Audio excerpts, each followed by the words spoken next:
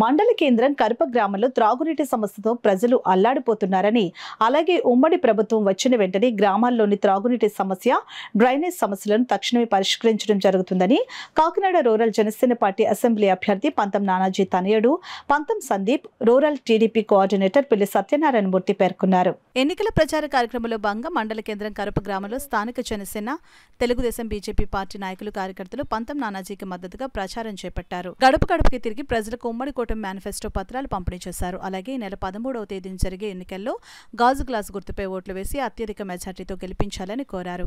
ఈ కార్యక్రమంలో జనసేన పార్టీ నాయకులు బోగిరెడ్డి కొండలరావు, పండు, ముద్రగడ రమేష్, గంగాధర్, టీడీపీ నాయకులు మాజీ ఎమ్మెల్యే పిల్లి అనంతలక్ష్మి, బుచ్చిబాబు, అధిక సంఖ్యలో జనసేన, తెలుగుదేశం పార్టీ నాయకులు, కార్యకర్తలు పాల్గొన్నారు. కరప హెడ్ క్వార్టర్స్ అయిన కరప గ్రామంలో నేను, పంతం నానాజీ గారు అబ్బాయి సందీప్ అని నేను, అలాగే టీడీపీ కోఆర్డినేటర్ పిల్లి అనంతలక్ష్మి సత్యనారాయణమూర్తి దంపతులతో కలిసి స్థానిక జనసేన, టీడీపీ, బీజేపీ శ్రేణులతో కలిసి ఇంటింటా ప్రచారం చేయడం జరుగుతుంది.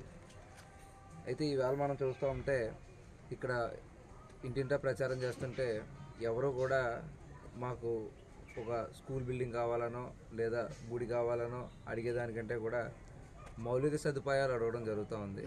మాకు నీరు కావాలి, డ్రైన్ కావాలి అనేది ఎక్కువ వినిపిస్తూ ఉంది.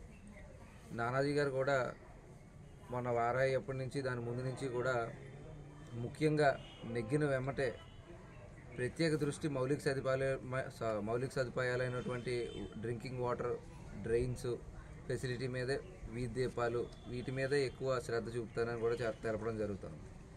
అయితే ఇక్కడ పర్యటిస్తూ కరప గ్రామ ప్రజలకు తెలియజేస్తూ ఉన్నది ఏంటంటే, నెగ్గిన సంవత్సర వ్యవధిలోనే మంచినీటి సమస్య, అలాగే డ్రైన్ల సమస్యకి దీర్ఘకాలిక పరిష్కారం దిశగా ముందుకు తీసుకెళ్తారని తెలియజేస్తూ 13వ తారీఖున జరగబోయే పోలింగ్లో గాజు గ్లాస్ గుర్తుపై ఓటేసి నానాజీ గారిని, అలాగే ఎంపీ ఉదయ్ శ్రీనివాస్ గారిని గెలిపించవలసిందిగా కోరుతున్నాను. ఎదురుకు పోయినప్పుడు కొన్ని వాటర్ పాడవుతుంది. ఎప్పటికప్పుడు పైప్ లైన్ చూసుకోవాల్సిన బాధ్యత కూడా ప్రజాప్రతినిధుల మీద ఉంది.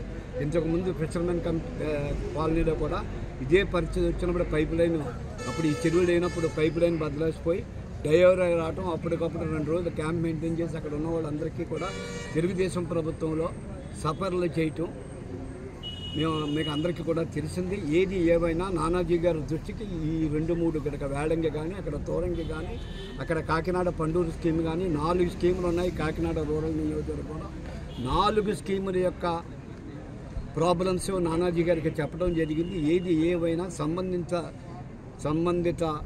మంత్రివర్గంలో చర్చించి దీని మెయింటెనెన్స్, ప్యూరిఫైడ్ వాటర్ ఇచ్చేలాగా మెయింటెనెన్స్ పెట్టి వాళ్ళకి సకాలంలో డబ్బులు రిలీజ్ చేసి అవసరమైంచేట పైప్ లైన్ రీప్లేస్ చేసి ప్యూరిఫైడ్ వాటర్ ఇవ్వాలి. ఇంటింటికి కుళాయి ఇస్తున్నామన్న మా మిత్రపక్షమైన మా సయోధ్య పార్టీ అయిన బీజేపీ వాళ్ళు చెబుతున్నా, కుళాయి ఇచ్చినా త్రాగే నీరు కావాలి వాళ్ళకి. వెంటనే కూడా ఈ చర్య తీసుకోవాలని నానాజీ గారికి అతి ప్రాముఖ్యత అయిన విషయం ఏంటిది. ఈ 4 స్కీములలో ఉన్న గ్రామాలకి ప్రతి ఇంటికి కుళాయి ఇవ్వటం అనేది కేంద్ర ప్రభుత్వం యొక్క ఆదేశం. ఆ నీరుని త్రాగే నీరుగా ఉపయోగపడే విధంగా చేయాలి అన్నది మా యొక్క విజ్ఞప్తి.